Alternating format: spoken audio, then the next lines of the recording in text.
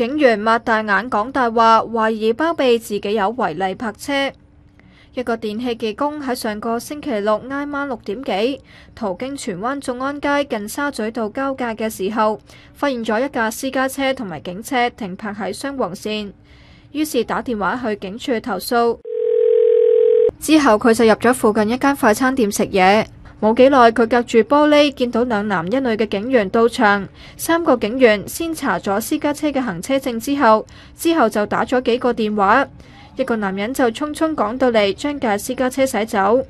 其後佢就收到一個女警嘅電話，話唔見佢所述嘅私家車，要求佢再提供資料。佢就話自己講得好清楚有關嘅資料，但警員就竟然擘大眼講大話。佢質疑嗰架私家車係屬於警方。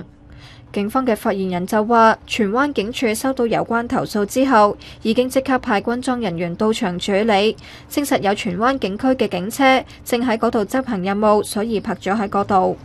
佢哋已經就事件展開調查，話如果發現有人違規，會嚴肅處理。ONTV 東方電視新聞台報道。